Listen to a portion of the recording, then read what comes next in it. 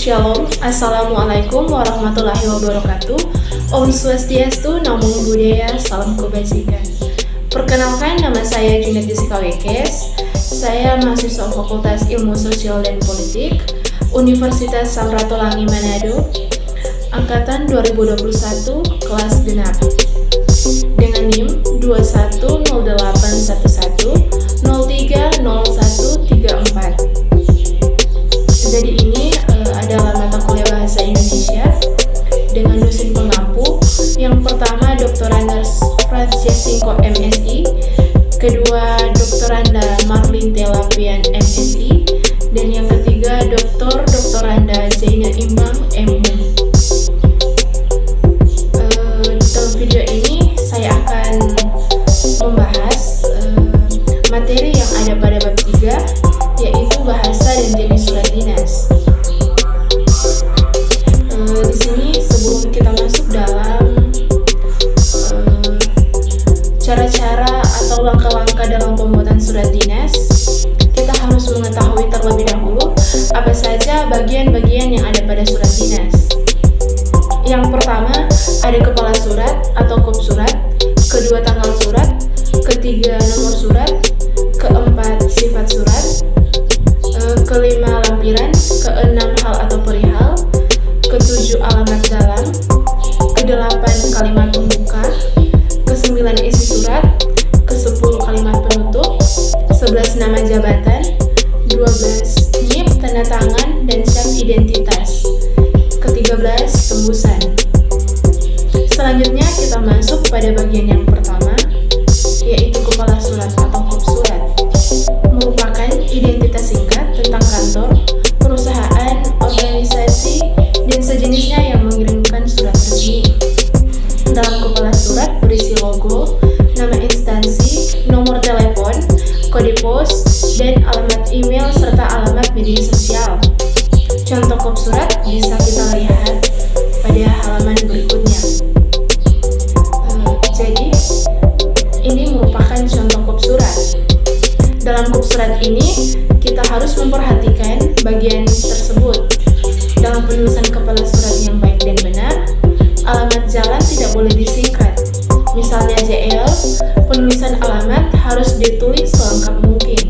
Begitu juga dengan alamat email dan alamat lainnya. Kemudian, kita masuk pada bagian selanjutnya, yaitu tempat dan tanggal surat. Menunjukkan surat itu dibuat, bagian ini berfungsi untuk memudahkan petugas dalam pengarsipan surat. Contohnya bisa kita lihat pada halaman berikutnya. Tanggal surat terletak di sebelah kanan sejajar dengan nomor surat. Penulisan alamat tempat harus menggunakan huruf kapital. Begitu juga dengan penulisan bulan. Kemudian kita masuk pada bagian selanjutnya, yaitu nomor surat. Surat-surat dinas atau surat resmi yang dikeluarkan harus diberi nomor surat dan kodenya, yakni mewakili sebuah lembaga, instansi, perusahaan, atau organisasi.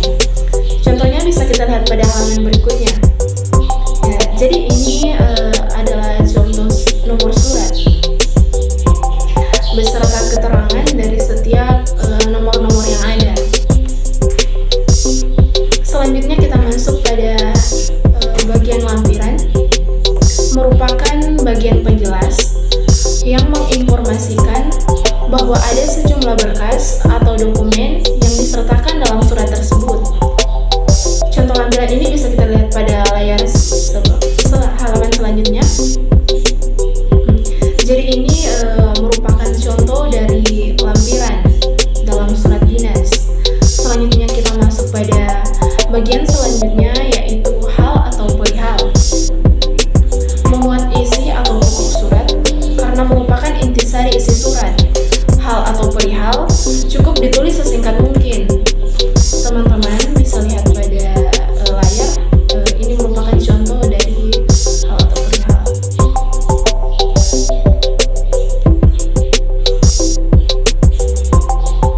Selanjutnya kita masuk pada bagian alamat surat atau alamat dalam.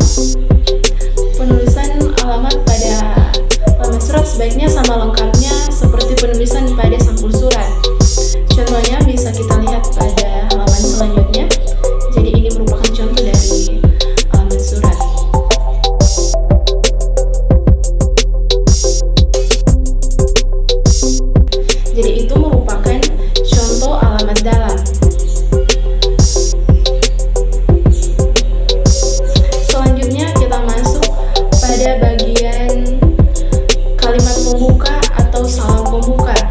yang berfungsi sebagai sapaan dalam surat. Contohnya, Assalamualaikum warahmatullahi wabarakatuh.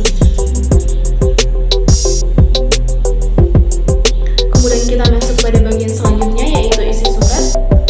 Alinea pertama berisi pembuka, pengantar atau pendahuluan. Kemudian alinea kedua isi, yakni informasi yang akan disampaikan. Contoh isi surat ini bisa kita lihat pada halaman selanjutnya. Nah, jadi ini adalah contoh dari isi surat. Kemudian kita masuk pada bagian selanjutnya, yaitu kalimat penutup atau salam penutup, yang biasanya menggunakan kata ucapan terima kasih. Dalam kalimat penutup surat, kita harus memperhatikan subjek dan predikat agar kalimatnya jelas mengacu kepada siapa yang dituju. Nah, jadi ini adalah contoh dari kalimat penutup atau salam penutup. Bisa teman-teman lihat pada layar yang ada. Selanjutnya kita masuk pada bagian selanjutnya, yaitu nama jabatan. Misalnya dalam nama jabatan sering menggunakan singkatan seperti AN, ANB, UB, APB, PLH, WKS, dan UP. Nah, dalam nama jabatan di sini tertera AN. Jadi pemakaian singkatan AN ini adalah singkatan dari atas nama. Penulisan A dan N dengan huruf kecil dan masing-masing diakhiri titik dipergunakan jika yang berwenang menandatangani surat menguasakan penandatangan surat kepada pejabat yang setingkat di bawahnya, serta pertanggungjawaban isi surat tetap di tangan. Nah, jadi kita bisa lihat ini merupakan contoh dari